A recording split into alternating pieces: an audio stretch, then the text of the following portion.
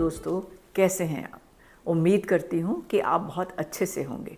मैं हूँ tarot reader, numerologist, crystal healer, motivation speaker and life coach Praveen Singh. मेरे channel पर आपका बहुत बहुत स्वागत है।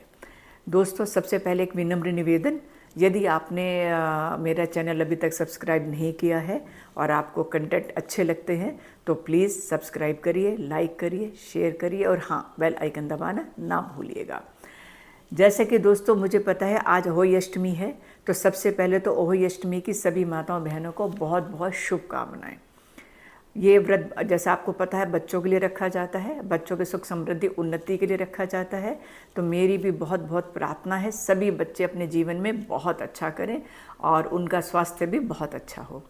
और आजकल आप, मेरे को मालूम है आप लोग सब बहुत बिज़ी रहे होंगे, अब बिज़ी होंगे मतलब घर की सफाई कर रहे होंगे। दिवाली हमारा इतना बड़ा त्यौहार आ रहा है, 5 दिन का हमारा त्यौहार आएगा। अब आपने घर को खूब सजा भी रहे होंगे, साफ़ सुथरा भी कर रहे होंगे, क्योंकि 29 तारीख को हम धनतेरस मना रहे हैं।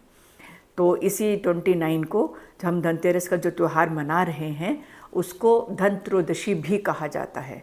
क्यों? ये कृष्ण पक्ष की त्रयोदशी तिथि को आता है, इसलिए इसको धन त्रयोदशी भी कहते हैं और धनतेरस भी कहते हैं। तो इस दिन, जैसा दोस्तों आपको मालूम है कि जब समुद्र मंथन हुआ था तो भगवान धन्वंतरी अमृत कलश लेकर उपस्थित हुए थे और उनके 2 दिन बाद लक्ष्मी जी अवतरित हुई थी। तो ये जो भगवान धन्वंतरी अमृत कलश लेके उपस्थित हुए थे, माना जाता है उसमें बहुत जड़ी बूटियाँ सब उस कलश के अंदर थीं, अमृत के साथ साथ ये भी थीं सब उनके अंदर।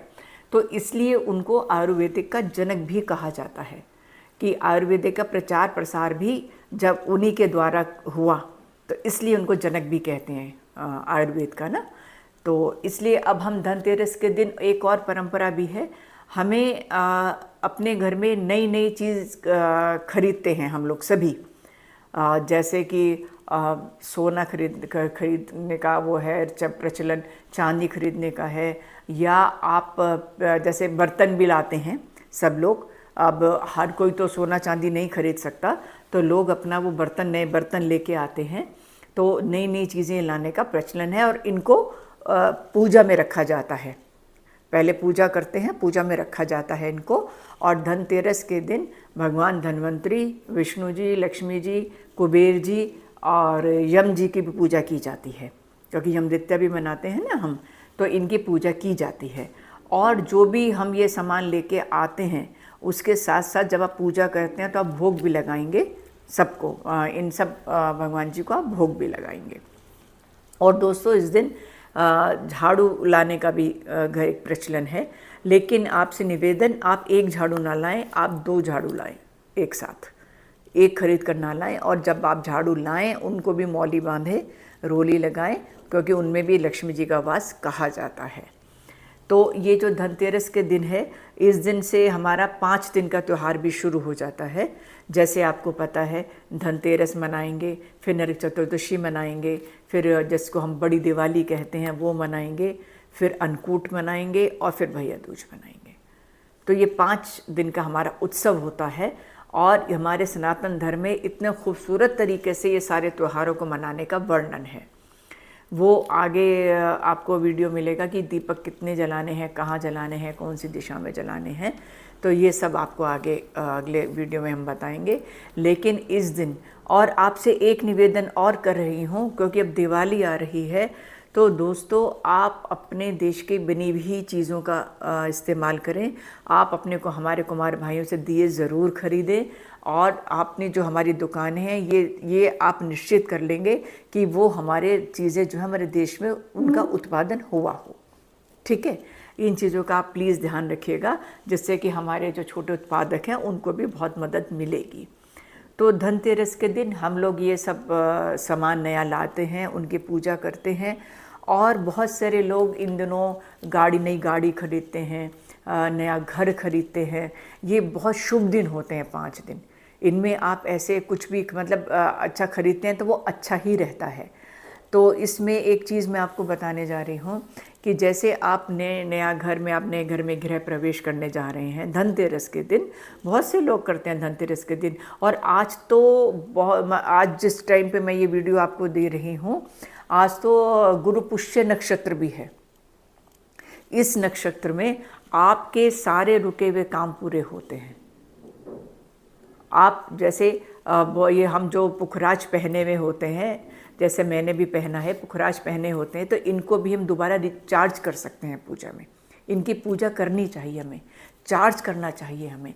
और दोस्तों सब्स्टिट्यूट भी आते हैं इसके, सुनहरा भी आता है, तो वो जो जिनको अगर बताया गया है जो वो पहनते हैं, और अगर वो ये नग नहीं पहनना चाहते या नहीं अफोर्ड कर सकते किसी भी रूप से, तो एक केले की जड़ को भी वो गले में डाल सकते हैं। तो ये मैं आपसे बोल रही हूँ कि ये सारी चीज़ें हम लोग करते हैं। और ये जो मैं दीपक आपसे बता रही थी कि जैसे गृह प्रवेश है और आपने उसमें पूजा रखी, आपने गृह प्रवेश, आपने पूरी पूजा करवाई अपने गृह प्रवेश की, उसमें एक आप जो बड़ा दीपक जलाइए पूजा में, और उस दीपक को दिवाली के दिन तक 3 दिन तक उस दीपक को आप जला रहने दीजिए, उसको बंद मत करिएगा अगर आपने धनतेरस के दिन वो दीपक जलाया है तो ये एक छोटी सी मैंने चीज़ आपको बताई है, और ये बहुत पॉजिटिव रहती है आपके लिए। तो इस दिन का यही त्यौहार, सब कुछ आप हम लोग लाते हैं, खरीद सकते हैं, नए कपड़े खरीदते हैं, सब नई चीज़ खरीदते हैं। घर तब तक हम लोग अपना साफ़ सुथरा कर चुके होते हैं, जो पेंट कराना वो पेंट करा चुके होते हैं, अपना मंदिर हमने खूब सुंदर सजा लिया होता है, और पूरा हम तैयारी, हमारी दिवाली की पूरी तैयारी इस दिन तक हो जाती है।